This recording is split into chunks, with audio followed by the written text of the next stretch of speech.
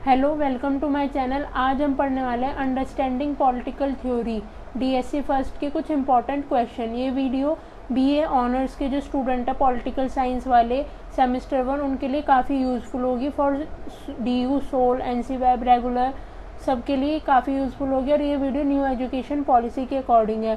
और आप better experience के लिए वीडियो को 1.25x की प्लेबैक स्पीड पर करके देख सकते हैं। तो let's start the topic. Question number 1, right a note on a normative political theory. Normative political theory जो है वो नॉर्मली रेफर करती है उस नॉर्मेटिव अप्रोच को जो कि पॉलिटिकल साइंस की ब्रांच है और फोकस करती है फिलोसफिकल एग्जामिनेशन पर और उसके पॉलिटिकल कॉन्सेप्ट पर और नॉर्मेटिव स्टेटमेंट जो है उनकी आर्टिकुलेशन पर अबाउट पॉलिटिकल लाइफ। वहीं पर जो एम्पेरिकल पॉलिटिकल थ्योरी है वो फोकस करती है पॉलिटिकल बिहेवियर पर और उसको प्रेडिक्ट करती है और उनके एम को एक्सप्लेन करती है through the study of observable phenomena. वहीं पर नॉर्मेटिव पॉलिटिकल जो थ्योरी है वो कंसर्न होती है what ought to be topic पर रादर देन व्हाट इज पर ना करके। और नॉर्मेटिव पॉलिटिकल जो थ्योरी है उसके कुछ की कॉन्सेप्ट है जैसे कि जस्टिस। नॉर्मेटिव पॉलिटिकल जो थ्योरीज है वो एक्सप्लोर करते हैं कॉन्सेप्ट ऑफ जस्टिस को और उन पर डिबेट करते हैं कि किस तरीके से सोसाइटी कॉन्स्टिट्यूट रहे और क्या राइट्स एंड ड्यूटीज़ क्रिएट किए जाए फॉर इंडिविजुअल एंड इंस्टीट्यूशन और रिसोर्सेज को किस तरीके से फेयरली डिस्ट्रीब्यूट किया जाए। लिबर्टी, जो थ्योरिस्ट है वो एनालाइज करते हैं कि लिबर्टी के कई डायमेंशंस हैं जैसे कि positive liberty and negative liberty.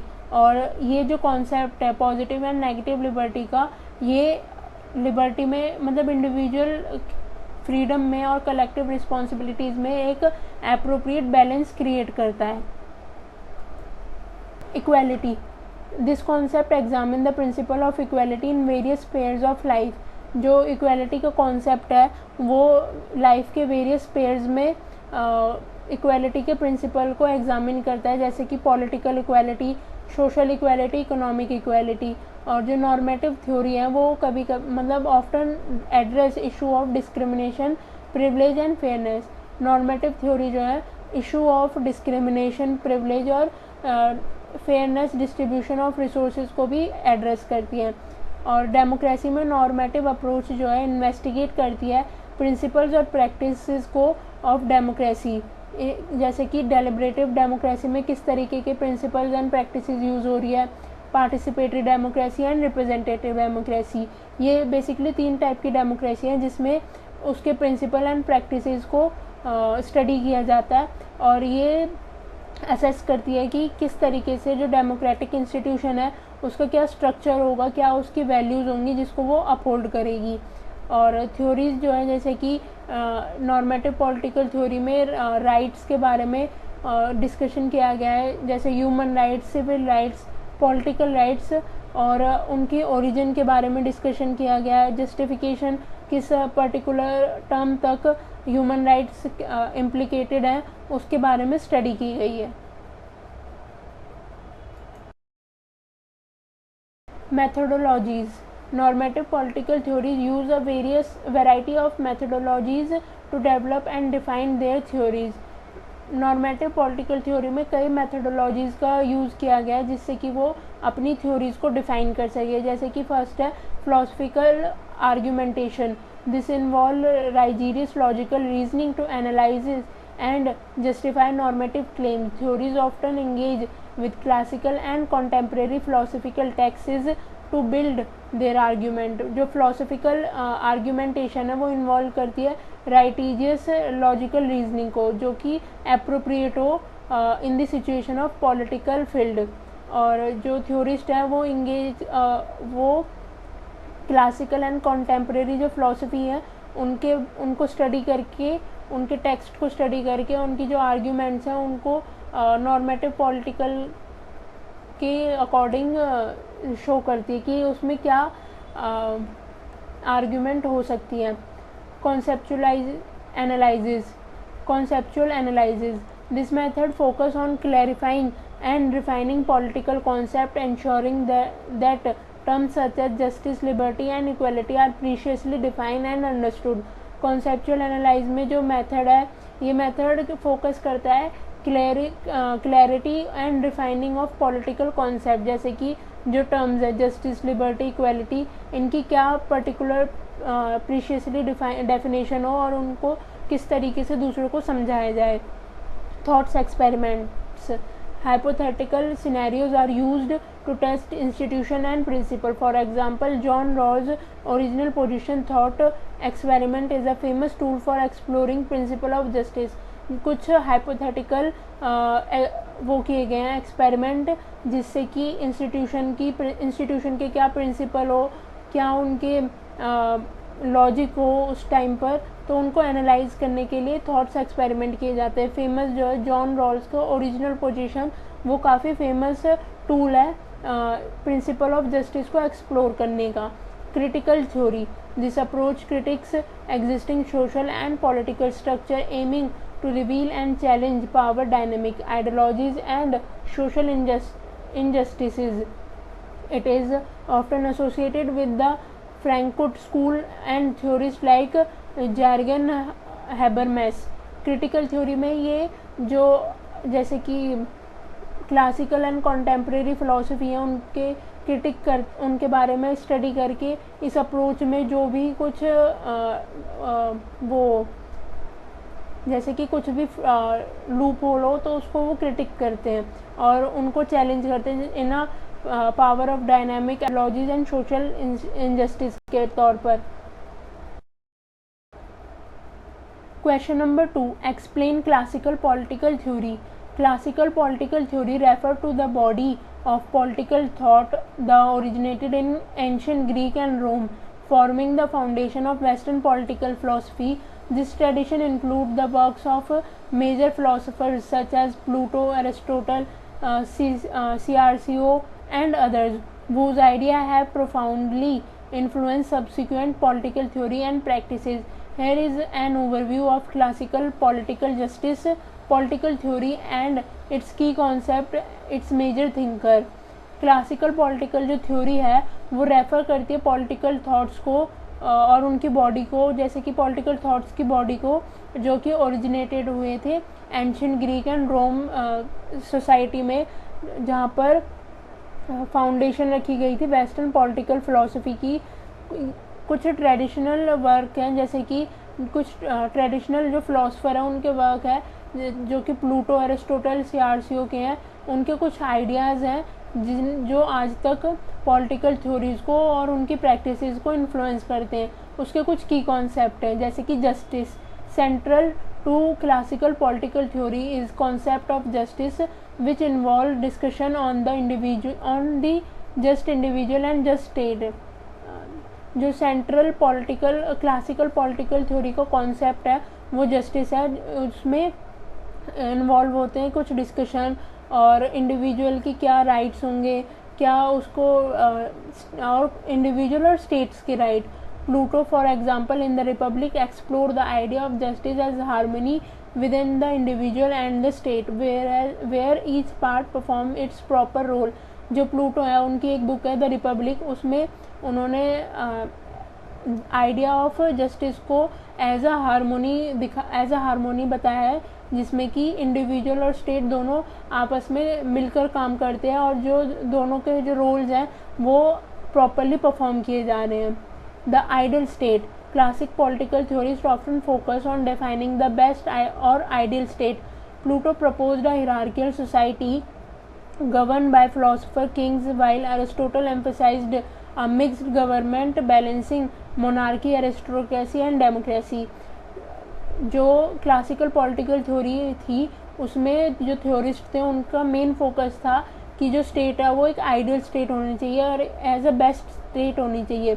जो प्लूटो उन्होंने हिरार्किकल सोसाइटी का कॉन्सेप्ट को प्रपोज किया था जहाँ पर किंग का राज हो, और वहीं पर अरिस्टोटल जो है उन्होंने मिक्स्ड गवर्नमेंट को कॉन्सेप्ट को प्रपोज किया था, जैसे कि monarchy, aristocracy and democracy type की गवर्नमेंट हो जिससे कि सोसाइटी में एक बैलेंस बना रहे. Virtue and ethics. The connection between personal virtue and good governance is requiring theme. Aristotle's Nicomachean Ethics and Politics stress the importance of virtue ethics, arguing that the good life is achieved through the practice of virtue both individually and collectively. जो classical political theory है उसकी approach values and ethics पर भी काफ़ी ज़्यादा थी। वो उनका एक तरीके से मेन थीम था। अरिस्टोटल का एक वर्क है निकोमन एथिक्स एंड पॉलिटिक्स, उसमें उन्होंने इम्पोर्टेंस बताई है अबाउट वर्च्यू ऑफ एथिक्स, और जिसमें कि वो आर्ग्यू करते हैं कि गुड लाइफ को अचीव करने के लिए हमें एक धारणा बनानी होगी, जो कि एक धारणा को प्रैक्टिस में लाना होगा जो कि इंडिविजुअली और कलेक्टिवली परफॉर्म की जाए। Citizenship and civic participation, active participation in public life is considered essential for a functioning polity. The concept of citizenship and the responsibility it entails are explored, emphasizing the role of citizen in achieving a just and virtuous state. जो citizen है और एक citizens का एक active participation होना चाहिए इन political life, और जिसमें कि वो एक अपने आप को एक एज अ असेंशियल पार्ट माने पब्लिक लाइफ में। और जो कॉन्सेप्ट है सिटीजनशिप का, उसमें जो सिटीज़न है उसको उसकी रिस्पॉन्सिबिलिटी के बारे में बताया जाए, उनके कुछ रोल डिफाइन किए जाएँ, जिससे कि एज अ सिटीज़न वो एक एथिकल स्टेट को अचीव कर सके। Natural law, the idea that certain right and moral values are inherent in human nature and discoverable through reason. Cicero's and other Roman thinkers contributed significantly to development of natural law, which influenced later political and legal thoughts. जो idea है rights और moral values का, वो human nature में एक मतलब discoverable है through reason. जैसे कि कुछ रीज़न के अकॉर्डिंग जो आइडिया था राइट्स एंड मोरल वैल्यूज़ का वो डिस्कवर हुआ। जो ओल्ड थिंकर थे रोमन और सियार्सियर जो थिंकर्स थे, उनका मेजरली लॉ क्रिएट करने में, नेचुरल लॉ थ्योरी क्रिएट करने में काफ़ी मेजर रोल है, जिसमें कि बाद में जो पॉलिटिकल लाइफ थी और लीगल थॉट्स थे वो भी काफ़ी इन्फ्लुएंस हुए। Impact and legacy, foundation of Western political thoughts. Classical political theory has profoundly influenced Western political philosophy, shaping the idea of justice, governance, and ethics and civic duty that underpin modern democratic societies. जो foundation थी political thought की, classical political thought की, वो basically एक western political philosophy से influence थी, जिसमें कि जो आइडियाज़ थे जस्टिस के, गवर्नेंस के, सिविक ड्यूटी जो थी सोसाइटी की, वो वेस्टर्न पॉलिटिकल थॉट से इन्फ्लुएंस की गई थी। Influence on modern theories, enlightenment thinkers such as John Locke, Montesquieu and Rousseau draw upon classical idea in developing their own theories of government and society. The concept of natural right and the separation of power have root in classical thoughts. जो बाद के thinkers थे जैसे कि John Luke, Montesquieu, रॉसो, उन्होंने अपनी एक अलग क्लासिकल आइडिया के कॉन्सेप्ट को डेवलप किया, जिसमें उन्होंने अपनी अलग थ्योरी दी गवर्नमेंट की और सोसाइटी की। ये जो कॉन्सेप्ट था वो नेचुरल राइट को अलग करना था बेसिकली पावर से in classical thoughts. Educational tradition, classical political texts have been central to the study of political science and philosophy for century, forming a core part of the curriculum in these field.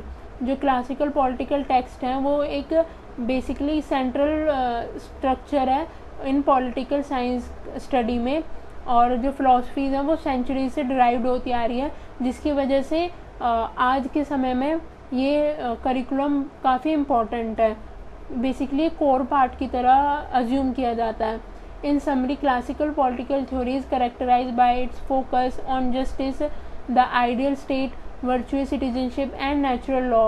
It has provided the intellectual foundation for much of Western political thoughts and continues to be a vital source of insight and inspiration for contemporary political thoughts. जो classical political theory है वो basically focus करती है on the concept of justice, ideal state और नैतिकता और citizenship, natural law पर। ये इसके मेन कॉन्सेप्ट है क्लासिकल पॉलिटिकल थ्योरीज के। और it has provide the intellectual foundation, ये एक बेसिकली इंटेलेक्चुअल फाउंडेशन प्रोवाइड करती है जहाँ पर हमें वेस्टर्न पॉलिटिकल थॉट्स के बारे में ज़्यादा नॉलेज मिलती है। और ये एक वाइटल सोर्स है for inspiration in contemporary political theories. Question number 3, why should we study history of political thoughts, explain. इसमें हमें ये बताना है कि हम हिस्ट्री ऑफ पॉलिटिकल थॉट्स क्यों पढ़ें, उसके बारे में हमें एक्सप्लेन करना है। Studying the history of political thought is essential for several reasons. It provides a comprehensive understanding of the evaluation of political ideas and systems, informs contemporary political practice and theory, and cultivates critical thinking. Here's a detailed explanation of why studying the history of political thought is important. अगर हम history of political thoughts को पढ़ें तो ये एक तरीके से इसके कई सारे रीज़न हैं, जैसे कि ये हमें बताती है कि हमें कॉम्प्रिहेंसिव ये हमें एक तरीके से कॉम्प्रिहेंसिव अंडरस्टैंडिंग देती है कि किस तरीके से जो पॉलिटिकल आइडियाज़ और सिस्टम थे उनका किस तरीके से एवेल्यूएशन हुआ और कॉन्टेम्प्रेरी पॉलिटिकल प्रैक्टिस और थ्योरी किस तरीके से परफॉर्म की जाती थी, क्या उनकी थिंकिंग थी उनके बारे में बताती है। और ये कल्टीवेट करती है क्रिटिकल थिंकिंग को, कि उस टाइम के जो थिंकर्स थे उनकी क्या एक पर्टिकुलर टॉपिक पर क्रिटिकल थिंकिंग थी। इसके कुछ की पॉइंट है जो कि हम डिस्कस करेंगे। Understanding the evaluation of political ideas, historical context. Political idea do not emerge in a vacuum, they are responses to specific historical circumstances and challenges. Understanding the context in which ideas develop help explain why certain theories and concepts became prominent. इसके जैसे कि political ideas थे वो एकदम से emerge नहीं हुए थे, ये कुछ हिस्टोरिकल सर्कमस्टांसेस थे या उनकी कुछ कंडीशन थी या चैलेंज थे जिसकी वजह से ये सारी जो थ्योरीज़ हैं वो इमर्ज हुई। जैसे कि अगर हम इस कॉन्टेक्स्ट के बारे में ज़्यादा पढ़ें तो हमें आइडिया होगा कि किस तरीके से जो फ़िलासफ़ीज़ थी वो डेवलप हुई थी क्या, और आज के टाइम पे ये फ़िलासफ़ीज़ के जो कॉन्सेप्ट हैं, ये थ्योरीज जो हैं क्यों प्रोमिनेंट है। Continuity and change. By studying the history of political thought we can trace how ideas evolve over time. This helps identify which aspects of political thought are enduring and which have changed, providing insight into the dynamic of political development. अगर हम history को पढ़ेंगे political thoughts की तो हमें पता चलेगा कि किस तरीके से जो आइडियाज़ थे वो टाइम बाय टाइम इवॉल्व हुए और किस तरीके से हेल्प हुई हमें पॉलिटिकल थॉट्स को डिफरेंट डायमेंशंस में आइडेंटिफाई करने की। Informing contemporary political practice and theory, foundational concept. Many contemporary political idea and institutions have their roots in historical theories. For example, modern democracy draws heavily on the political philosophy of ancient Greek and Enlightenment thinkers. Understanding these origins help clarify and refine modern political theory. अगर हम foundational concept को study करें उसमें कई जैसे कि जो contemporary political ideas थे और जो उनकी इंस्टीट्यूशन थी उनकी जो रूट है इन हिस्टोरिकल टर्म वो हमें पता चलेगी कि वो एक एंशिएंट ग्रीक और उनके रोम के थिंकर थे जिसकी वजह से जो आज मॉडर्न डेमोक्रेसी है वो ड्रॉ हो पाई है इस तरीके से। और इससे हमें एक काफ़ी अच्छी अंडरस्टैंडिंग मिलती है जो क्लासिकल पॉलिटिकल थ्योरी अप्रोच थी उनके ओरिजिनेट किस तरीके से हुआ और वो किस तरीके से क्लैरिफाई हुई जिससे कि आज की जो मॉडर्न पॉलिटिकल थ्योरी हैं वो रिफाइन हो पाई। Critical evaluation. Historical political theories provide a rich source of material for evaluating current political practice by comparing contemporary political system with past theories and practices which can better assess their strengths and weakness. अगर हम historical political theories को देखें तो वो एक rich source of material है अगर हम कंपेयर करने के लिए आज की मॉडर्न प्रैक्टिसेस को जो पॉलिटिकल सिस्टम में है और वो कंपेयर करें हम कॉन्टेम्प्रेरी पॉलिटिकल सिस्टम में जो पास्ट थ्योरीज थी, इससे हमें उनके एक बेटर असेस मिल जाए, जैसे कि हम उनकी जो थ्योरीज थी उसके बारे में उनकी स्ट्रेंथ क्या थी और वीकनेस क्या थी उनको स्टडी कर सके और उनसे कुछ आइडियाज़ ले सके। Cultivating critical thinking, analytical skill.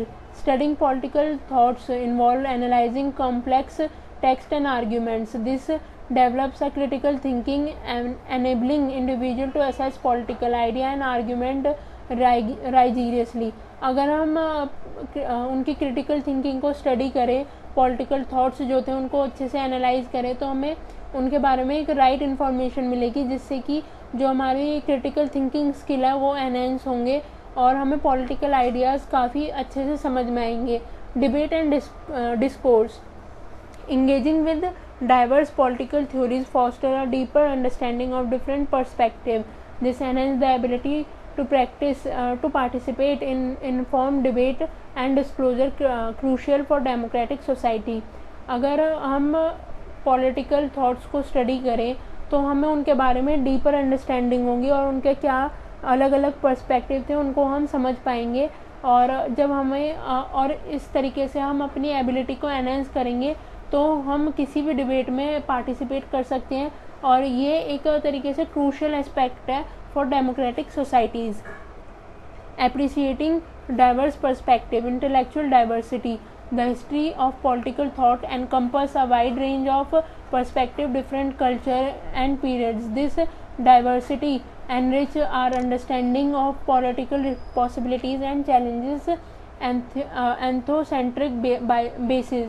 अगर हम इंटेलेक्चुअल डाइवर्सिटी के बारे में देखें तो अगर जैसे कि हिस्ट्री ऑफ पॉलिटिकल थॉट है, वो एक वाइड रेंज ऑफ पर्सपेक्टिव को हमारे सामने रखता है, उनके कल्चर और क्या उनकी अंडरस्टैंडिंग थी पॉलिटिकल पॉसिबिलिटीज़ और चैलेंजेस को लेके, उन सब की स्टडी को हम समझ सकते हैं अलग अलग डाइवर्सिटी और उनकी रीजन बेसिस पर।